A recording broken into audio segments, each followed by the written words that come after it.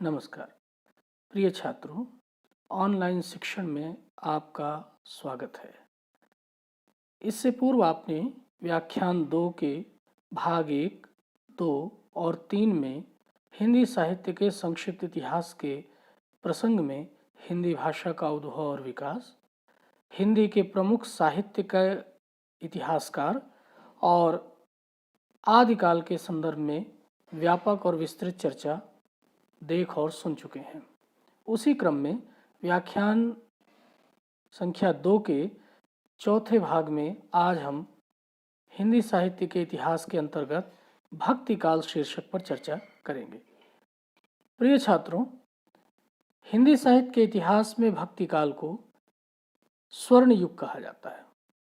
आपने इससे पूर्व के व्याख्यान में ये देखा है कि आदिकाल में रचनाएं तो हुई हैं, लेकिन अभी भी उनमें अपभ्रंश या अवहट्ट का प्रभाव दिखाई पड़ता है।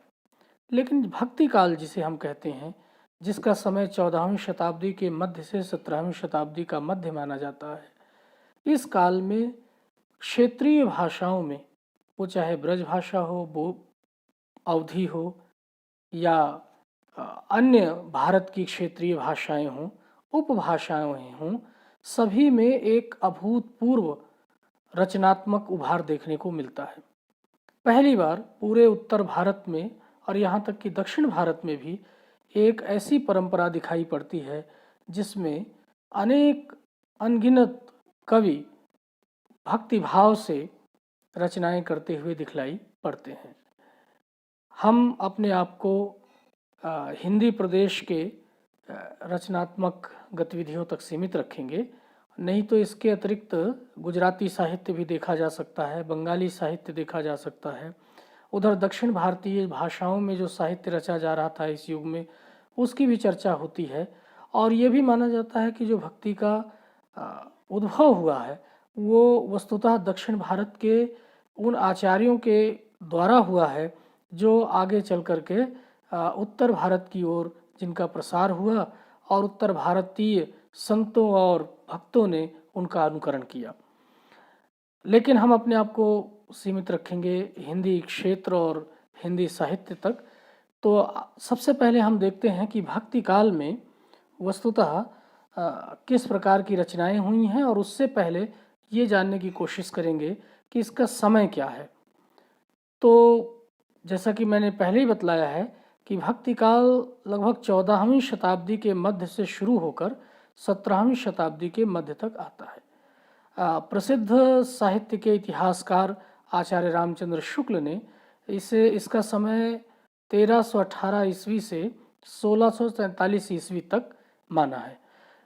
इसे स्वर्ण युग की जो संज्ञा है वो श्याम सुंदर दास ने दी थी, और बाद के तमाम आलोचकों और इतिहासकारों ने भी इस संज्ञा को बार बार दोहराया है।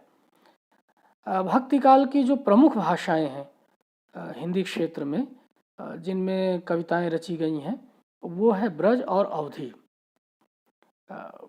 सूरदास और उनका जो पूरा कविमंडल था वो ब्रज भाषा में कविताएं कर रहा था, और इधर अयोध्या और वाराणसी में तुलसीदास अवधी भाषा में अपनी रचनाएं कर रहे थे। तो ये दो प्रमुख भाषाएं इस काल की दिखलाई पड़ती हैं। जो डिंगल और पिंगल आदि काल में दिखाई पड़ती थीं, वे इस काल में उतनी प्रभावशाली भाषा के रूप में हमारे सामने नहीं आती हैं। जहाँ तक काव्य रूप की बात की जाए तो काव्य रूप में प्रबंधात्मक काव्य और मुक्तक काव्य दोनों प्रकार के काव्य रूप हमें देखने को मिलते हैं भक्ति काल में। और आप देखेंगे कि रामचरितमानस, पद्मावत जैसे महाकाव्य लिखे गए इसी काल में। तो साथ ही साथ सूरदास ने 1 लाख से भी अधिक पद मुक्तक रूप में उन्होंने प्रस्तुत किए थे। भक्ति की धाराएं अगर हम देखें, ये जिसे हम भक्ति काल कहते हैं, इसमें अनेक संत और भक्त कवि हुए हैं। उनकी अलग अलग धाराएं रही हैं, उनके अलग अलग वर्ण विषय रहे हैं, उनके अलग अलग उपास्य रहे हैं। तो उसके आधार पर भक्ति की अलग अलग धाराएं और शाखाएं बनी। मोटे तौर पर आचार्य रामचंद्र शुक्ल ने पहले तो इसकी दो धारा निर्धारित की है। पहली धारा है निर्गुण धारा और दूसरी है सगुण धारा। ये प्रिय छात्रों, इस बात को समझना बहुत आवश्यक है कि भक्ति की जो प्रक्रिया है या एक भक्त ईश्वर को प्राप्त करने के लिए जो राह अपनाता है, प्राचीन काल से ही और विशेष रूप से मध्यकाल में तो ये अलग से देखने को मिलता है कि इसकी दो धाराएं रही हैं। एक में जहाँ ज्ञान और प्रेम भाव को अधिक महत्व दिया गया था, तो दूसरी धारा में किसी ईश्वरीय अवतार की उपासना को ज़्यादा महत्वपूर्ण माना गया था। तो उसकी भी हम चर्चा करेंगे। तो इस प्रकार से ये दो धाराएं हैं, निर्गुण धारा और सगुण धारा। निर्गुण धारा के अंदर दो शाखाएं हमें देखने को मिलती हैं। एक है ज्ञानाश्रयी शाखा या जिसे ज्ञान मार्गी शाखा कहा जाता है, जिसमें महान कवि कबीरदास, रैदास, नानक, दादू, मलूकदास और ऐसे न जाने कितने संत हुए थे जिन्होंने ईश्वर की प्राप्ति का रास्ता ज्ञान के माध्यम से खोजा था, जिन्होंने तमाम प्रकार की जो सामाजिक कुरीतियाँ, आडंबर, दिखावा था उस पर कठोर प्रहार किया था और सभी प्रकार के आडंबरों से मुक्त होकर के स्वच्छ हृदय से ईश्वर की उपासना को सबसे महत्वपूर्ण माना था। दूसरी निर्गुण धारा की है दूसरी जो शाखा है वो है प्रेम मार्गी शाखा।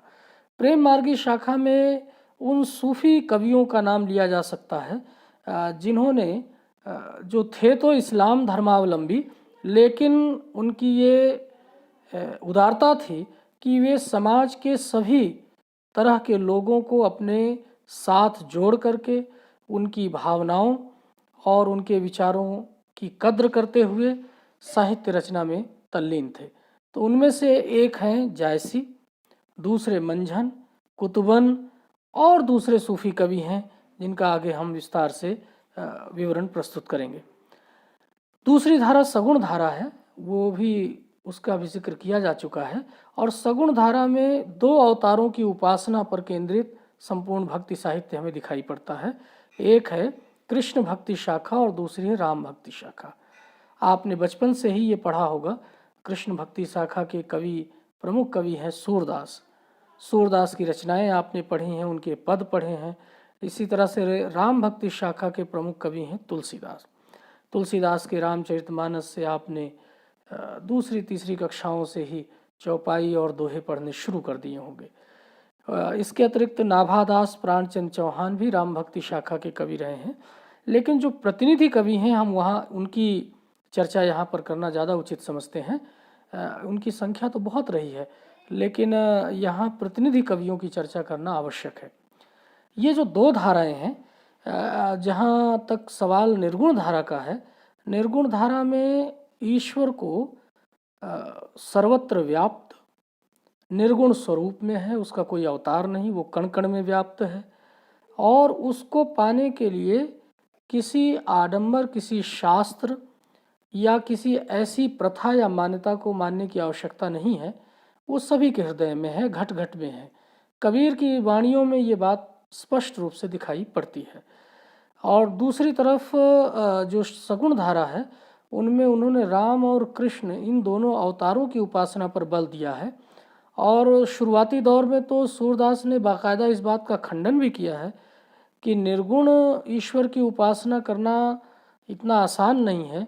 वो इस तरह से समझिए कि जैसे समुद्र है और उस समुद्र में कोई पानी का जहाज़ है, तो उसके साथ कोई पक्षी उस जहाज़ में बैठा हुआ चला जाए और वो पक्षी बीच में पहुंचने के बाद ये देखे कि अब कहाँ उड़ कर के जाए और उसे कहीं सहारा न मिले, लौट करके फिर वो जहाज़ में आए, तो निर्गुण का विस्तार इतना अधिक है। वो परम ब्रह्म परमेश्वर इस तरह से अमूर्त रूप में सर्वत्र व्याप्त है कि उसको हृदय में बसा पाना इतना आसान कार्य नहीं है। इस कठिनाई को समझते हुए सूरदास ने कहा कि हमें तो जो लीला करने वाले लौकिक जीवन में जो अपनी छटाएं बिखेरने वाले हैं कृष्ण, उनकी उपासना ज़्यादा महत्वपूर्ण लगती है। वो हमारे लिए ज़्यादा ग्रहणीय है उसे उसके आधार पर हम अपने हृदय की भावाभिव्यक्ति ज़्यादा सुंदर तरीके से कर सकते हैं। तो ये दोनों धाराएं आप देख सकते हैं, इन दोनों धाराओं से ही ये पूरा भक्ति काल का जो साहित्य है वो निर्मित हुआ है। अब प्रतिनिधि कवियों के बारे में भी थोड़ा सा चर्चा करते हैं हम। तो निर्गुण धारा के जो श्रेष्ठ कवि हैं, प्रतिनिधि कवि हैं, वे हैं कबीर। कबीर के बारे में आपने पहले भी पढ़ा होगा, हाई स्कूल में भी पढ़ा होगा, उससे पहले 6, 7, 8 में भी उनकी साखियाँ पढ़ी हैं।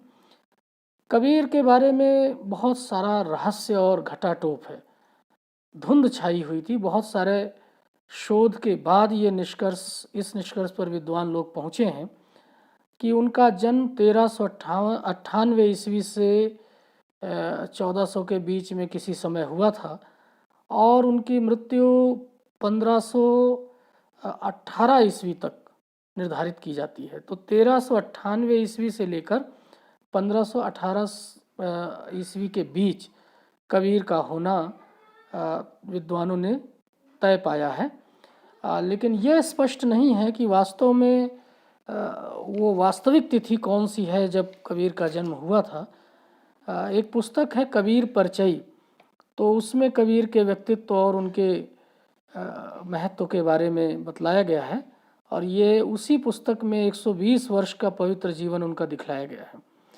बहरहाल जो भी समय रहा हो, लेकिन मोटे तौर पर विद्वानों ने 1398 उनका जन्म मानते हैं और 1518 उनकी आखिरी समय सीमा मानते हैं।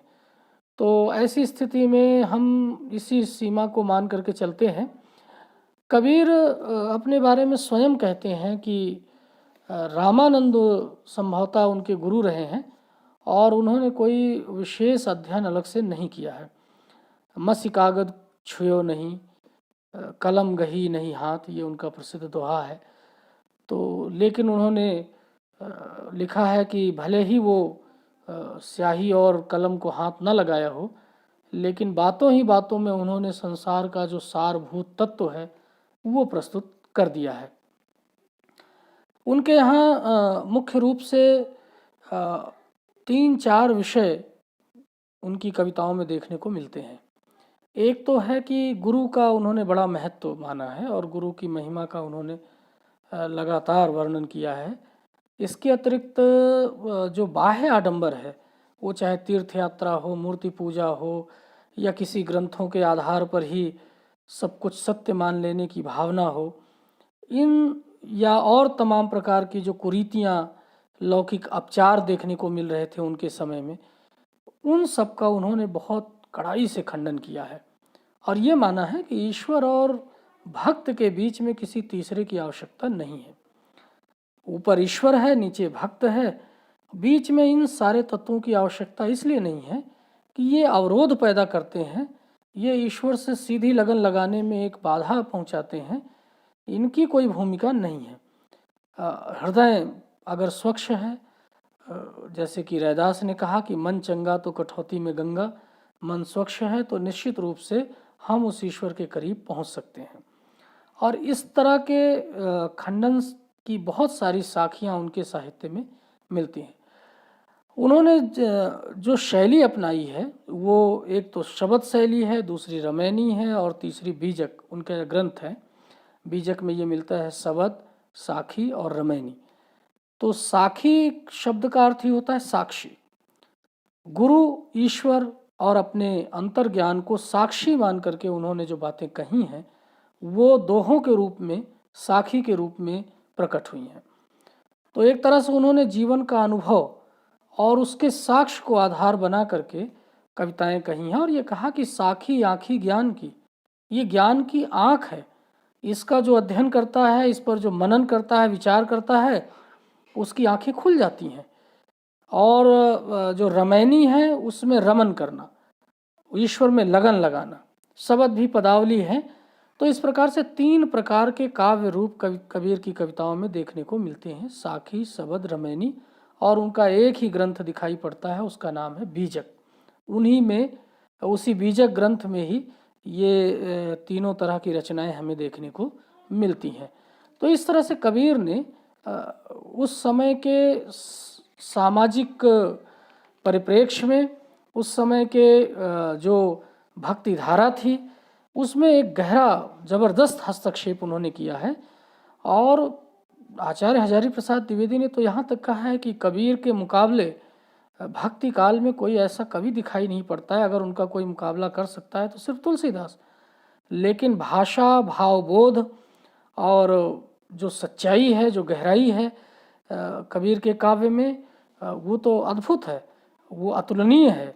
भाषा के संदर्भ में उन्होंने कहा था कि भले उन्होंने अपने को कहा हो कि पढ़े लिखे नहीं थे वो, लेकिन भाषा उनके सामने लाचार नज़र आती है। जो वो कहना चाहते हैं वो दरेरा दे करके कहला देते हैं, धक्का मार के कहला देते हैं। उनका भाव इतना गहरा और प्रबल रहता है कि भाषा उनके सामने आड़े नहीं आती है। निर्गुण संतों में आगे अगर हम देखें तो रैदास हैं, ये भी वाराणसी के ही रहने वाले थे। और ये आप